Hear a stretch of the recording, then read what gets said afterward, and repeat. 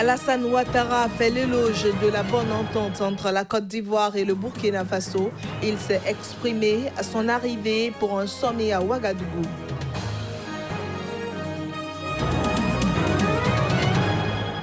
Au Nigeria, les dignitaires de l'ethnie Kanouri exhortent les djihadistes à négocier avec le gouvernement pour mettre un terme à leur insurrection sanglante.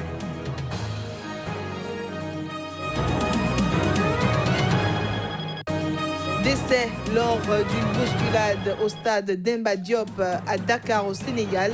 Le procureur s'exprime dans ce journal.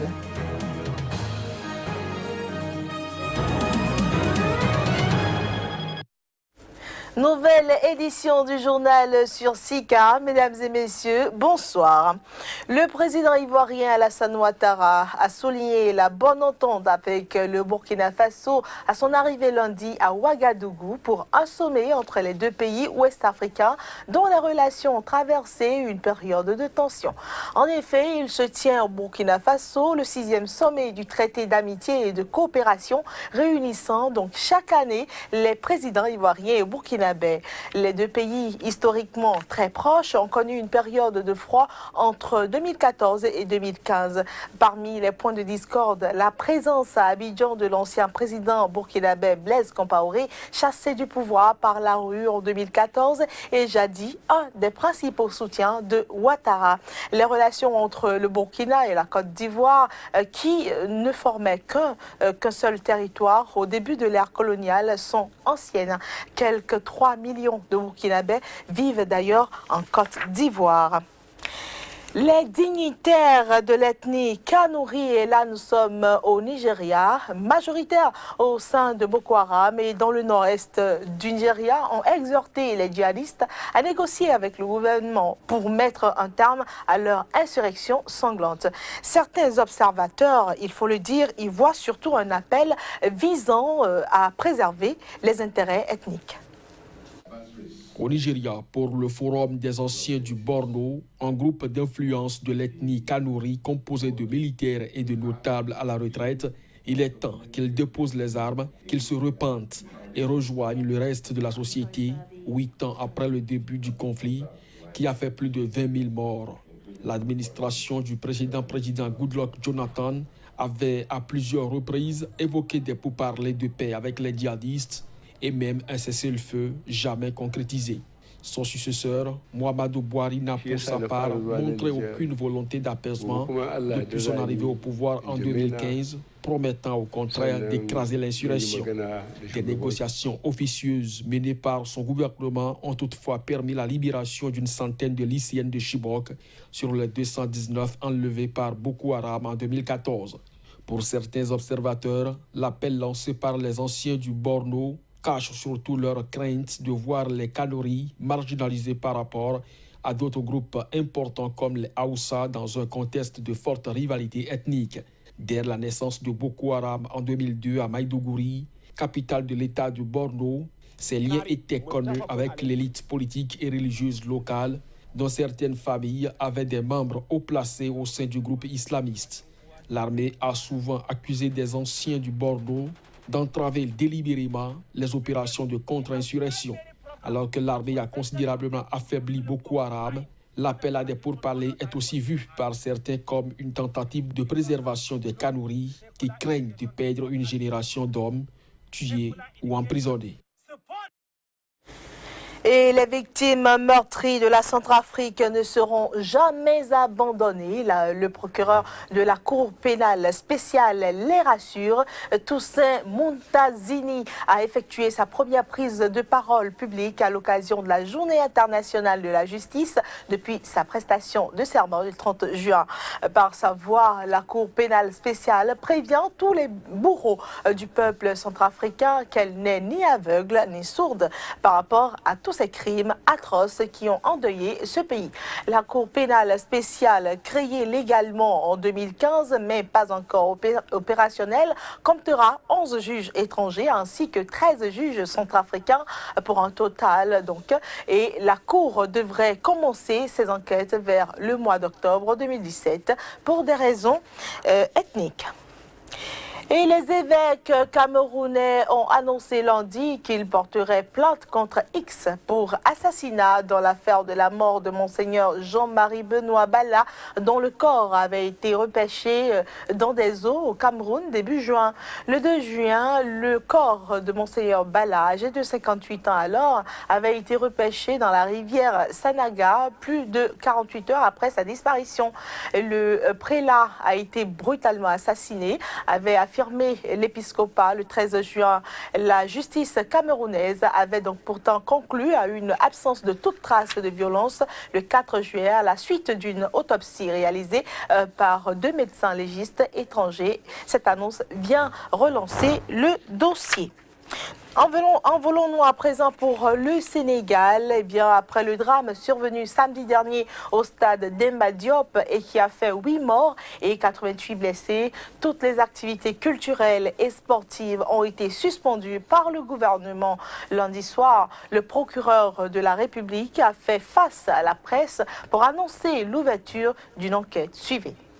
Une enquête a été ouverte au Sénégal après la mort de 8 personnes à Dakar dans des violences en finale de la Coupe de la Ligue de football. La campagne des élections législatives du 30 juillet a par ailleurs repris ce lundi après une suspension de 24 heures en raison de ce drame, ont annoncé plusieurs listes en compétition. Je me suis rendu sur les lieux. Nous avons pu constater l'ampleur des dégâts. Les traces de sang et autres débris trouvés sur place renseignent sur l'atrocité des actes commis. L'enquête suit son cours et déjà des témoignages ont été recueillis, des films visionnés et des renseignements en cours de traitement. L'autopsie des corps a été ordonnée et confiée à l'hôpital Aristide Le Dantec. L'enquête sera complète. Aucune piste ne sera négligée. Les responsabilités seront situées et les auteurs de ces actes ignobles seront traduits devant la justice.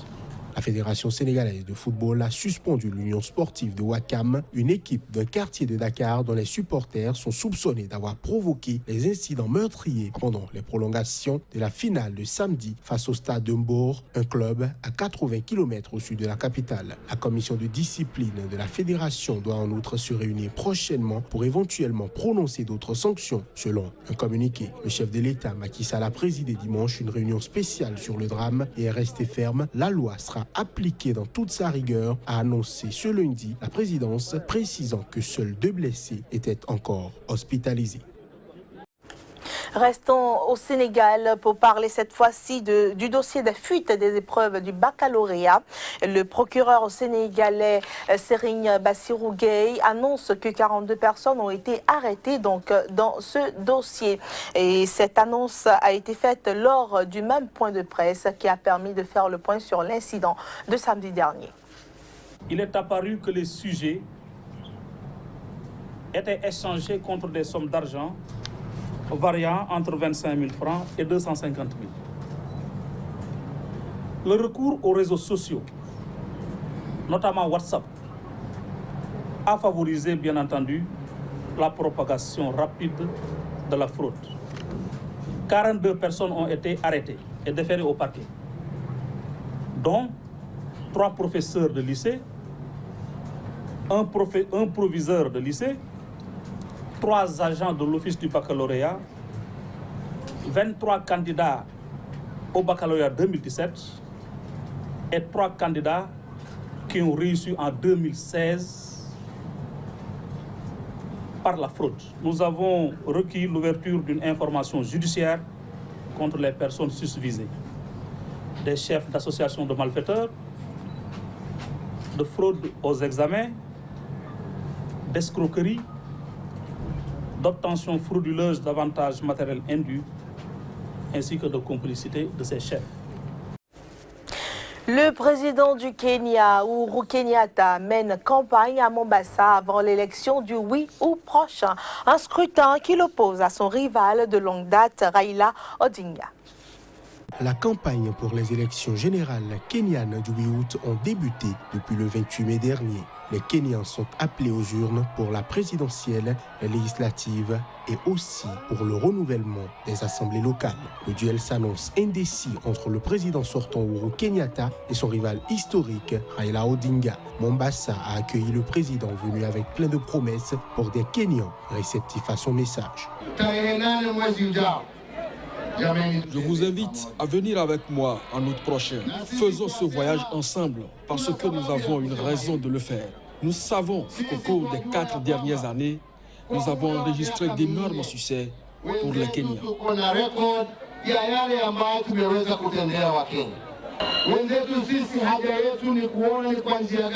Je veux voir comment nous pouvons améliorer la vie des Kenyans et améliorer l'économie. Nous ne discriminons personne. Nous n'avons aucun problème avec quiconque. Tout ce que nous voulons, c'est que les Kenyans restent unis.